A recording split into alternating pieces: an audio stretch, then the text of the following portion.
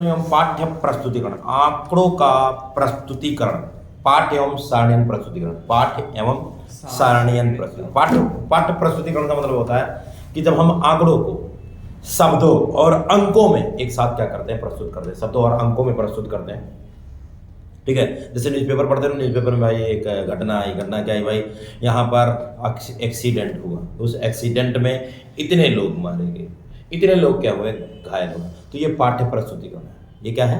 पाठ्य प्रस्तुतिकरण, समझा ना। जैसे दिल्ली में जूते बनाने वाली एक फैक्ट्री में हड़ताल हुई, उस हड़ताल में 50% कर्मचारी कार्य करते हुए पाए गए और शहर की 20 कंपनियों में से 2 कंपनियां पूर्ण रूप से क्या करती थी, बंद थी। एक गैर सरकारी संगठन यानी एनजीओ द्वारा संचालित सर्वेक्षण से पता चला कि वर्ष 2020 और 2021 के बीच पंजाब राज्य में दालों का उत्पादन क्षेत्र सिकुड़कर 40% हो गया, यानी 100% से 40% ही दाल का उत्पादन हो रहा है, जबकि गेहूं और चावल का उत्पादन क्षेत्र 20% बढ़ गया। चावल का उत्पादन नहीं होता बेटा, धान का उत्पादन होता है। ठीक है, तो ये पाठ्य प्रस्तुतिकरण है, ये पाठ्य प्रस्तुतिकरण है। अब आते हैं सारणीय प्रस्तुतिकरण। सारणीय प्रस्तुतिकरण का मतलब क्या है? जब आंकड़ों को स्तंभों और पंक्तियों में व्यक्त किया जाए, जब आंकड़ों को स्तंभों और पंक्तियों में व्यक्त किया जाता है तो उसे बोला जाता है सारणीय प्रस्तुतिकरण। सारणीय प्रस्तुति यानी सारणी, टेबल बनाया जाता है, उस टेबल में जो ऐसे होता है वो क्या होता है, स्तंभ होते हैं, और जो ऐसे ऐसे लाइनें खींची होती है वो क्या होती है, पंक्तियां होती हैं। जब उन आंकड़ों को उन सारणी में दर्शाया जाता है तो उसे क्या बोला जाता है, सारणीय प्रस्तुतिकरण बोला जाता है। एक सारणी के भाग, जो सारणी बनती है उस सारणी के भाग कितने होते हैं, कैसे होते हैं? पहला डाला जाता है सारणी की संख्या। तुमने देखा होगा जितने भी, जैसे कोई भी चैप्टर के अंदर टेबल में टेबल बना हुआ है, सारणी बना हुआ तो लिखा रहता है, जितने भी टेबल बने पहले लिखा होगा सारणी संख्या। मान लो चौथे चैप्टर के अंदर या 5वें चैप्टर में तो सारणी संख्या 5.1। दूसरी सारणी आए तो लिखा होगा सारणी संख्या 5.2। तीसरी आई तो 5.3। तो सबसे पहले क्या डाला जाता है, सारणी संख्या। उसके बाद बनाया जाता है क्या डाला, शीर्षक, टाइटल। इसका क्या मतलब है, यानी आपने, टाइटल का मतलब है आपने उस सारणी में क्या दर्शाया है, आपने उस सारणी में क्या दर्शाया है, वो होता है शीर्षक, शीर्ष टिप्पणी। यदि जो आपने शीर्षक लिखा है उस शीर्षक से पूरी की पूरी जानकारी उपलब्ध नहीं हो रही है, जो आपने शीर्षक लिखा है उस शीर्षक से पूरी जानकारी उपलब्ध नहीं हो रही है तो शीर्ष टिप्पणी दी जाती है। पंक्ति शीर्षक, हर एक लाइन का अलग अलग शीर्षक होता है। सारणी की पंक्तियों के शीर्षक होते हैं, हर एक लाइन का अलग अलग शीर्षक होता है। उपशीर्षक, उपशीर्षक मतलब जो स्तंभ बनाए तुमने, तो जो कॉलम बनाए उन कॉलमों का शीर्षक वो उपशीर्षक कहलाता है। कलेवरिया क्षेत्र, सारणी का सबसे महत्वपूर्ण भाग कलेवरिया क्षेत्र होता है। इसके द्वारा सारणी दी गई सूचना को दिखाया जाता है, यानी पूरा का पूरा जो तुमने सारणी बनाई वो पूरा का पूरा क्षेत्र ही क्या है, कलेवरिया क्षेत्र है। माप की इकाई, आपने आंकड़े जो सारणी में माप के लिए जो उपयोग की जाने वाली इकाई को शीर्षक के साथ अवश्य निर्दिष्ट किया जाना चाहिए कि आपने आंकड़े कैसे दर्शाए हैं। आपने आंकड़े कैसे दर्शाए हैं कि वो आंकड़े लीटर में है, मीटर में है, हजार में है, करोड़ में है, अरब में है, कैसे। टिप्पणी, सारणी में दिए गए आंकड़ों को स्पष्टीकरण के लिए नीचे क्या दी जानी चाहिए, टिप्पणी दी जानी चाहिए कि हाँ ये दिखाया गया है। स्रोत, ये भी लिखना चाहिए कि ये राष्ट्रीय सर्वेक्षण या फिर कहीं से किस स्रोत के द्वारा इन आंकड़ों को क्या किया गया है, एकत्रित किया गया है। तो ये है सारणी के भाग। सारणी के भाग, सारणी की संख्या, शीर्षक, शीर्ष टिप्पणी, पंक्ति शीर्षक, उपशीर्षक, कलेवरिया क्षेत्र, माप की इकाई, टिप्पणी व स्रोत।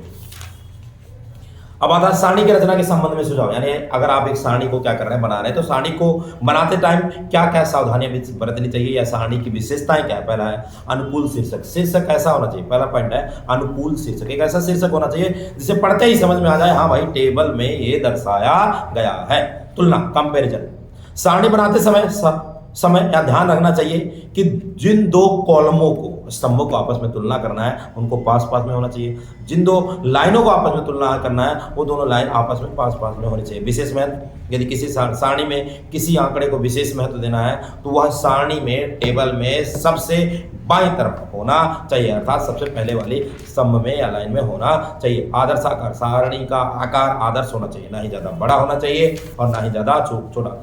पंक्ति शीर्षक, हर एक पंक्ति का अलग अलग शीर्षक होना चाहिए। शून्य का प्रयोग, सारणी के अंदर यदि किसी तथ्य से संबंधित आंकड़े उपलब्ध नहीं है तो वहाँ पर जीरो नहीं प्रयोग किया जाएगा, बल्कि लिखा जाएगा यहाँ पर, तो ऐसे लाइन खींच दो या फिर क्या लिखा जाएगा, NA बोले तो नॉट अवेलेबल, यानी इस तथ्य से संबंधित आंकड़े उपलब्ध नहीं है। शीर्षक देना चाहिए, संक्षिप्त शब्द एब्रीविएशन। एब्रीविएशन जानते हो ना, 11वीं क्लास के जब इंग्लिश का पेपर होता है उसके अंदर आता है नोट मेकिंग। नोट मेकिंग में एब्रीविएशन के शब्द बनाए जाते हैं। नोट मेकिंग आता है ना, नोट मेकिंग में एब्रीविएशन के शब्द, एब्रीविएशन क्या होता है, शॉर्टकट लिख, जैसे गवर्नमेंट होता है, गवर्नमेंट को क्या लिखते हैं, GOVT। लिमिटेड को क्या लिख देते हैं, LTD। एक्सेट्रा को क्या लिख देते हैं, ETC। तो ऐसे शब्दों का प्रयोग सारणी में नहीं किया जाना चाहिए। टिप्पणी, सारणी के में आवश्यकता हो तभी टिप्पणी दी जानी चाहिए, परंतु टिप्पणी को सारणी के आंकड़ों से संबंधित करने के लिए अंकों के स्थान पर चिन्हों का प्रयोग किया जाता है। जैसे तुमने देखा होगा इंग्लिश की जब बुक रीडिंग करते हो, NCERT की इंग्लिश की बुक जब रीडिंग करते हो, अगर उसकी कोई मीनिंग लिखी होती है तो उस पर 1 2 ऐसे कुछ लिखा होता है, या फिर उस पर स्टार लगा होता है, और उसके ठीक नीचे जाते हैं तो वहाँ पर उस वर्ड की मीनिंग लिखी हुई होती है। ऐसे होना चाहिए। इकाइयाँ, आपने इकाइयाँ जो उसके अंदर आंकड़े दर्शाए हैं, वो आंकड़े दर्शाए हैं वो किस में, 1000 में है, करोड़ में है, लाख में, किस में। योग सभी स्तंभों का, लाइनों का टोटल होना चाहिए। प्रतिशत और अनुपात, यदि जरूरत है, यदि आवश्यकता है तो सभी आंकड़ों को प्रतिशत और अनुपात निकाल लेना चाहिए। सन्निकटन की मात्रा अर्थात अप्रोक्सीमेशन कितना, मतलब आंकड़े जो आपने दर्शाए हैं वो कितने में राउंड फिगर किए गए, टेंस में राउंड फिगर है, 100 में राउंड फिगर है, 1000 में राउंड फिगर है, लाख में राउंड फिगर है। सामग्री का स्रोत, आपने आंकड़े कहाँ से एकत्रित किए हैं। स्तंभों का आकार प्राप्त सूचना व अन्य खानों के आकार के अनुसार होना चाहिए। स्तंभों की व्यवस्था स्थान के अनुसार मोटी या हल्की लाइनों का प्रयोग करके, रेखाओं का प्रयोग करके सेल्स यानी स्तंभ बनाने जाना चाहिए।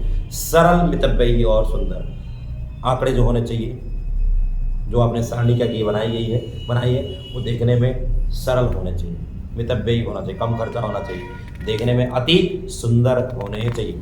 आगे हम पढ़ेंगे सारणियों के प्रकार। तो सारणियों के प्रकार के अंदर आता 3 प्रकार के सारणी के प्रकार, उद्देश्य के अनुसार सारणी, मौलिकता के अनुसार सारणी, बनावट के अनुसार सारणी। उद्देश्य के अनुसार सारणी, उद्देश्य के अनुसार जिसके अंदर आता समान उद्देश्य वाली सारणी, सामान्य उद्देश्य वाली सारणी। सामान्य उद्देश्य वाली सारणी वह सारणी होती है जिसमें जिस पर्पज के लिए आंकड़े, जैसे आंकड़े एकत्रित किए जाते हैं वैसे ही उसमें क्या कर दिया जाता है, प्रस्तुत कर दिया जाता है। समान उद्देश्य वाली सारणी। विशेष उद्देश्य वाली सारणी वह सारणी है जिसमें किसी विशेष उद्देश्य के लिए आंकड़े क्या किए जाते हैं, एकत्रित किए जाते हैं और इन्हें समराइज कर दिया जाता है, थोड़ा मॉडिफाई कर दिया जाता है। जिस फॉर्म में एकत्रित किए जाते हैं उस फॉर्म में ना प्रकट करके थोड़ा समराइज कर दिया जाता है। मौलिकता के अनुसार सारणी, मौलिक या प्राथमिक सारणी। मौलिक सारणी वह सारणी है उसी रूप जिनमें आंकड़े उसी रूप में प्रकट किए गए हैं जिस रूप में वह एकत्रित किए गए हैं। व्युत्पन्न सारणी वह सारणी है जिस रूप में आंकड़े एकत्रित किए गए उस रूप में प्रस्तुत ना करके उनमें क्या कर दिया, थोड़ा परिवर्तन कर दिया जाता है। बनावट के अनुसार सारणी, बनावट के अनुसार सारणी क्या है, जिसमें मॉडिफाई किया जाता है, कुछ अन्य चीजें बनाई जाती हैं। जैसे सरल या एक गुण वाली सारणी। सरल या एक गुण वाली सारणी वह सारणी है जिसमें आंकड़ों की केवल एक ही विशेषता दर्शाई जाती है। जैसे 11वीं कक्षा के अंदर 200 स्टूडेंट है, एक ही विशेषता है। BA में 100 स्टूडेंट है, BA प्रथम द्वितीय वर्ष में 80 है, BA तृतीय वर्ष में फाइनल ईयर में 60 वर्ष।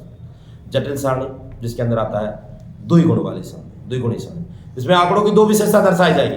जैसे हमने अभी एक गुण वाली सारणी के अंदर पढ़ा, सरल या एक गुण वाली सारणी में पढ़ा कि 11वीं में भाई 200 विद्यार्थी हैं, तो 2 गुण वाली सारणी के अंदर क्या करते हैं भाई, उस 11वीं के अंदर जो 200 विद्यार्थी हैं उसमें से कितने लड़के हैं और कितनी लड़कियां। प्रथम वर्ष में BA प्रथम वर्ष में कितने लड़के हैं और कितने लड़कियां, ये 2 गुण वाली सारणी हो गया। फिर आता है त्रिगुणी सारणी, 3 गुण वाले। अब जैसे हमने पढ़ा था, एक गुण वाले पढ़ा 11वीं में 200 विद्यार्थी हैं, 2 गुण वाले पढ़ा 11वीं में 200 विद्यार्थी जो है उसमें से कितने लड़के हैं कितनी लड़कियां हैं। अब 3 गुण वाले सारणी में जाएंगे, उन लड़कों में से कितने ग्रामीण है और कितने शहरी है, उन लड़कियों में से भी कितने ग्रामीण है कितने शहरी है। फिर आएगा बहुगुणी वाली सारणी जिसमें ढेर सारे गुण। पहले पता लगा भाई 11वीं कक्षा के अंदर 200 विद्यार्थी हैं, 1 गुण। फिर पता लगा भाई उसमें से कितनी लड़कियां कितने लड़के, 2 गुण। फिर पता लगाया उन लड़कियों में से कितने ग्रामीण हैं कितने शहरी हैं, 3 गुण हो गए। फिर पता लगाया उन लड़कियों में से कितने विवाहित हैं और कितने अविवाहित हैं। ये बहुगुणी वाली सारणी क्या है, बहुगुणी, जिसके अंदर ढेर सारे गुण आ गए। फिर आता है आंकड़ों का वर्गीकरण और सारण प्रस्तुतिकरण। आंकड़ों का गुणों के आधार पर वर्गीकरण किया जाता है। कैसे, गुणों के आधार पर। जैसे बेरोजगारी के बारे में या स्त्री पुरुष के बारे में, कुशल अकुशल के बारे में, शिक्षित अशिक्षित के बारे में, अमीर गरीब के बारे में। ये क्या है? गुणात्मक वर्गीकरण। फिर क्या था किया जाता है? आंकड़ों का मात्रात्मक वर्गीकरण, यानी 20 से 30 लाख कमाने वाली कितनी कंपनियां हैं, कितनी फैक्ट्रियां हैं, 30 से 40 लाख कमाने वाली कितनी फैक्ट्रियां हैं, 40 से 50 लाख कमाने वाली 12 फैक्ट्री। कुछ इस प्रकार से ये होता है मात्रात्मक वर्गीकरण, जब आंकड़ों को मात्रा के आधार पर वर्गीकृत किया जाता है। फिर आंकड़ों का आता है अस्थायी वर्गीकरण या फिर सारणीय प्रस्तुतिकरण। आंकड़ों का अस्थायी वर्गीकरण का मतलब है जब आंकड़ों को समयानुसार वर्गीकरण, जब आंकड़ों को समय कर, जैसे 2017 में एक कंपनी फैक्ट्री है, फैक्ट्री की 2017 में 50,000 करोड़ की बिक्री हुई, 2018 में 70,000 की हुई, कुछ इस। फिर आता है स्थानिक वर्गीकरण। स्थानिक वर्गीकरण का मतलब होता है जब हम आंकड़ों के स्थान के आधार पर वर्गीकृत करते हैं, स्थान के आधार पर। जैसे यूएसए में जो बिक्री है, कोई फैक्ट्री है उसकी यूएसए में बिक्री 50,000 है, यूके में 15,000 है, जापान में 5,000 है। कुछ इस प्रकार का वर्गीकरण स्थानिक वर्गीकरण कहलाता है। फिर सारण प्रस्तुतिकरण के गुण हमने पढ़ा। वर्गीकरण पढ़ा, क्या पढ़ा भाई? वर्गीकरण, आंकड़ों का वर्गीकरण और सारणिक प्रस्तुतिकरण। तो वर्गीकरण, जो आंकड़ों का वर्गीकरण और सारणिक प्रस्तुतिकरण है, सारणिक प्रस्तुतिकरण कितने प्रकार का है? एक गुणों के आधार पर वर्गीकरण किया जाता है, एक आंकड़ों को मात्रा के आधार पर वर्गीकरण किया जाता है, एक आंकड़ों के समय के अनुसार वर्गीकरण किया जाता है, और एक आंकड़ों को जो है वो आंकड़ों को स्थान जगह के आधार पर वर्गीकरण किया जाता है। यानी क्या हुआ भाई? गुणात्मक वर्गीकरण, मात्रात्मक वर्गीकरण, समयानुसार वर्गीकरण और स्थानिक वर्गीकरण। फिर आता है सारणियन प्रस्तुतिकरण के गुण क्या है? सारणियन प्रस्तुतिकरण के गुण क्या है? सरल तथा संक्षिप्त प्रस्तुतिकरण। इससे जो सारणी में प्रस्तुत करते हैं उसके लाभ क्या है? इससे जो आंकड़े प्रस्तुत हो जाते हैं देखने में अच्छे लग जाते हैं, सरल, आसानी से समझ में आ जाता है और समराइज्ड हो जाते हैं, छोटे हो जाते हैं, तुलना में सुविधा। इससे आपस में आंकड़ों को कंपैरिजन करने में, तुलना करने में आसानी हो जाती है। सरल विश्लेषण होता है, आंकड़ों का क्या होता है? सरल विश्लेषण करना क्या हो जाता है? आसान हो जाता है। आंकड़ों की विशेषताएं स्पष्ट हो जाती हैं, जो भी उनके कैरेक्टर होते हैं सारणी में प्रस्तुत करने से उनके कैरेक्टर आसानी से प्रस्तुत हो जाते हैं मितव्ययी। और ये क्या होती है? समय भी कम लगता है, मेहनत भी कम लगता है और कम खर्चीली होती है,